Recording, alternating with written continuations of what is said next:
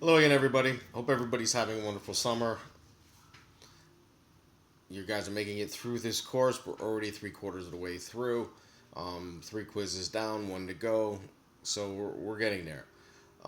This module, we're going to talk about agency, employment, and equal opportunity law. Okay? Agency law, you need to be aware of two concepts. All right?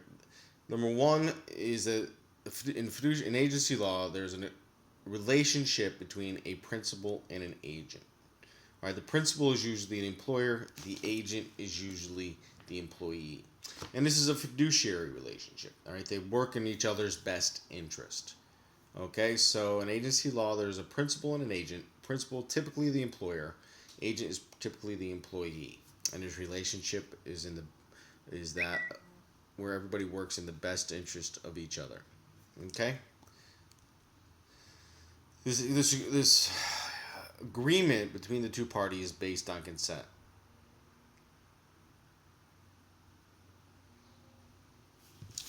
All right, so it's based on consent. Nobody can be forced into an agency relationship. All right, the one the one shall act on his or her benefit, behalf, and control. All right, what that means is it's a consensual relationship where they work together. All right, the agent is usually under the control of the employer or the principal. All right, but nobody can be forced into an agency relationship. It has to be mutually consented between the two parties. There are three forms of employment relationships. All right, so if I ask you on the quiz, please list three forms of employment relationships. Boom, there you go.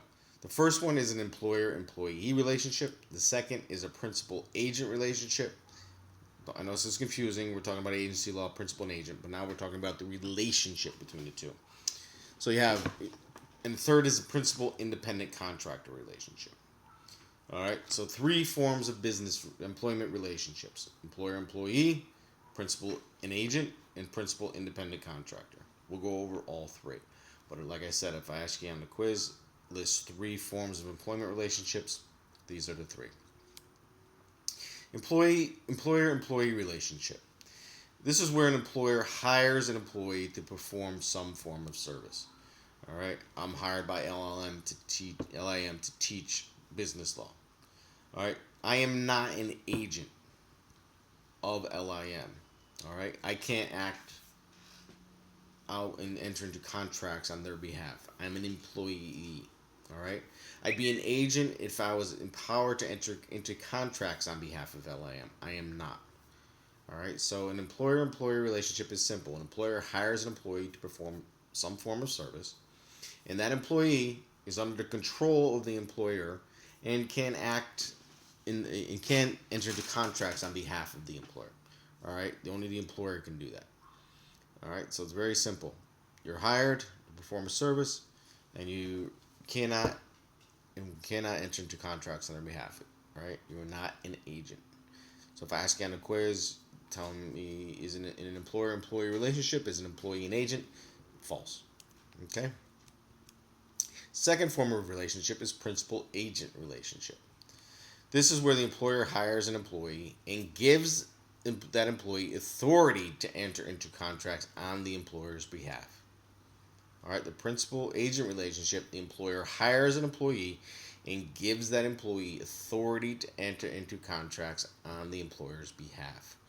And this could be expressed or implied authority, it doesn't matter, but that's the difference between an employer employee and a principal agent relationship. Okay, so again, if I ask you on a quiz, in a principal agent relationship, can the employee enter into contracts on the employer's behalf? True. Third form of employment relationship is principal independent contractor. This is where an employer hires an outside person or an outside business, and which are not employees. Neither one of them would be considered employees, but they perform certain tasks on behalf of the principal. Okay, you hire an outside. This is somebody who, think about it in a construction relationship. You have the builder of the house. They hire a roofer to come on and put the roof on the house. They are an independent contractor. They don't work for the builder. they're just doing work on behalf of the builder. Okay, so those are your three forms of employee relationships. Employ employment at will. All right, so now you're hired. You're hired either as an employee, a principal, employee, an agent, or an independent contractor. In an employment relationship, an employee relationship, it's typically an employment at will relationship. The employee can be discharged by the employer at any time for any reason. Okay, so if you're working, let's say you're working for Cole Haan or I don't know Gucci, or you can be discharged by the employer anytime for any reason. There are two exceptions, two statutory exceptions. If you are a member of a labor union and you're working for that company, or you were discharged for an discriminatory reason. All right, your firing is based on your race, your sex, your religion, or that in that vein. All right, so in a typical employee relationship, we are all employees at will unless we have a contract. All right, and when you're an employee at will, you can be discharged anytime. You can be fired anytime by the employer for any reason, except if you're a member of a union or if your firing is based on would violate our anti-discrimination laws. Okay, if you are not an employee at will, it means you have a contract. Like I have a contract with LIM. Here, an employee cannot be discharged by the employer at any time for any reason. All right, they can be discharged. All right, you can be terminated for two different reasons. You can be terminated without cause. All right, the employer doesn't want you working there anymore, but you're under contract. If you're terminated without cause, that means the employer has to continue paying you even though you're not working. They have to fulfill their role under the contract. So if you have a 5-year contract and the employer says, I don't want you here after the third year, okay, you can go on, but the employer still has to pay you the remaining 2 years. All right? But there's also a termination for cause. Most contracts, in employment contracts, have a termination for cause. That means you did something wrong. All right. That means you violated a company policy. That means you violated somebody's civil rights. That means you stole money. You could be terminated for cause. And if you're terminated for cause, the employer doesn't have to pay you the remaining balance on the contract. Okay. So an employee at will could be fired anytime for any reason by the employer. There's really nothing you can do about it. In a contract employee, in employment contract situations, employee cannot be discharged by the employer for any time, for any reason, at any time for any reason. Except they can be let go, and if they're terminated without cause, the employer still has to pay them. If they're terminated for cause, for a substantial reason, the employee has to leave, and they will not be paid the remaining balance on the contract. All right, then there's also sometimes an implied contract employees. All right, this is developed from the conduct of the parties. All right, you can be an employee at will, but you can kind of morph into this implied contract employee. All right, if there are company handbooks and there's personnel policies and company bulletins, certain rules you have to follow, certain ways about doing stuff. The more rules there are, the more control the employer has over you, the more it looks like a contract. Okay, not saying that it will be, but it can be implied. All right, from the conduct of the parties. All right, through handbooks, personnel policies. It's not impossible to prove. It's difficult to prove, but it's not impossible. The formation of the agency relationship. All right. Now, just getting back to just out of the employment relationship, but the agency relationship. An agency relationship, you can't be forced into an agency relationship, but there can be an express agency by you just talk about it and say, yeah, you're an agent of mine, or it could be a written agreement, or it could be inferred from the conduct of the parties, and this would be considered an implied agency. Okay? An implied agency means you have an agency relationship. I mean, you may not, you maybe never said we're in an agency relationship, but you've been working together for so long, and that's just the way it is. All right? And then there's this thing of a parent agency, where the principal, the employer, creates an appearance of an agency that is in actuality does not exist. All right, but to outside parties, it looks like one. All right, so if there's an apparent agency, third parties may say, "Well, there was an agency agreement. Your agent entered into a contract with me, therefore you're liable on it." All right, so it can be an express, it can be implied, and also can be this apparent agency. And if there's an apparent agency that's created, the principal may be liable to the agent for certain contracts or liabilities. And let's talk about those. Liability to third parties. All right. If the agency is fully disclosed and the third party enters into a contract with that agent, knowing the agent is acting on behalf of the principal, knows the principal, then the principal is liable on the contract. Okay? So the third party enters into a contract with the agent. The third party knows the agent is acting on behalf of the principal, knows the principal, then the principal is liable on the contract. Okay? So that's a fully disclosed agency. Everybody knows there's an agency agreement between the two of them, between the employer and employee, or the principal and agent. Everybody knows there's an agency relationship. If that's the case, and the third party enters into a contract, the principal, the employer, will be liable on the contract. Agent will not be liable on the contract. All right? It's a fully disclosed agency.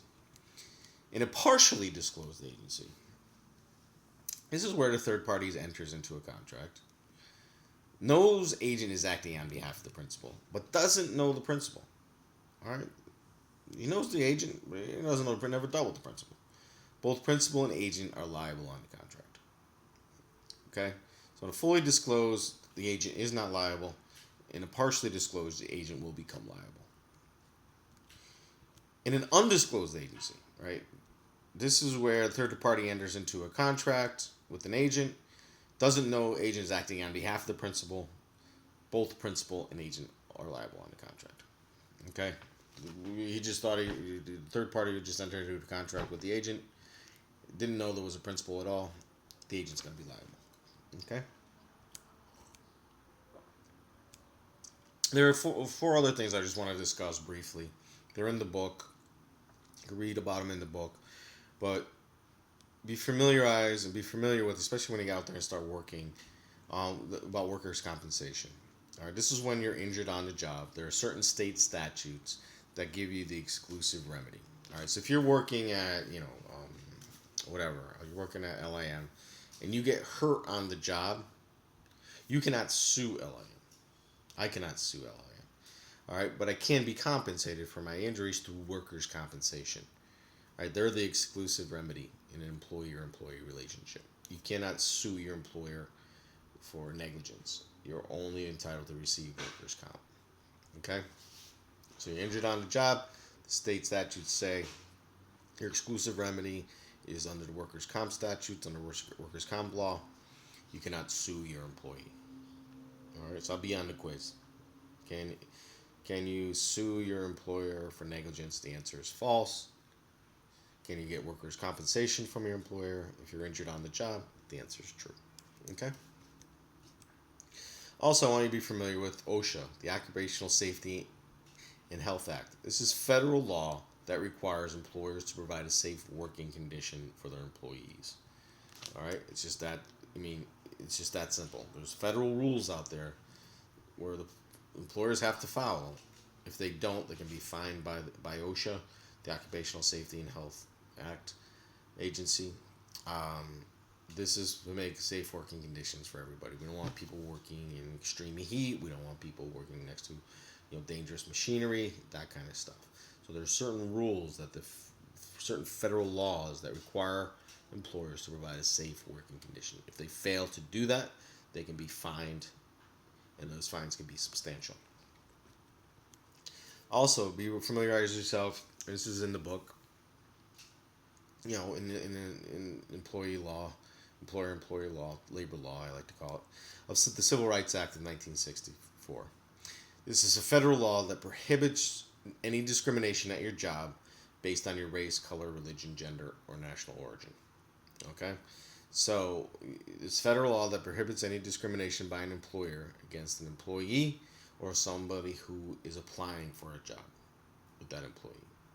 All right, you can't just say I'm not hiring any Italians. I'm not hiring any people with the last name Romano. No, that would be discrimination based on my national origin, and the company can be federally liable. Okay, and also familiarize yourself with the Age Discrimination in Employment Act. This is a federal law that prohibits employee discrimination against applicants who and employees who are over the age of 40. You can't say no, they're too old. Nope, don't want them working. They're 42. They can't do the job. Nope, can't do it. All right. Certain circumstances, there can be rules in place where the courts will say that's fine, but for the most part, the federal law prohibits employment discrimination against applicants and employees who are over 40 years of age. And the last thing is American with Disabilities Act, ADA, federal law that imposes employers to provide accommodations for those with a disability. Okay? All right. The question for this week, put in the drop box, is how hot was it today? All right, it was brutal out there. The highest temperature I saw was 92. All right, so if you put 92 in the drop box, that'll be fine to get your point.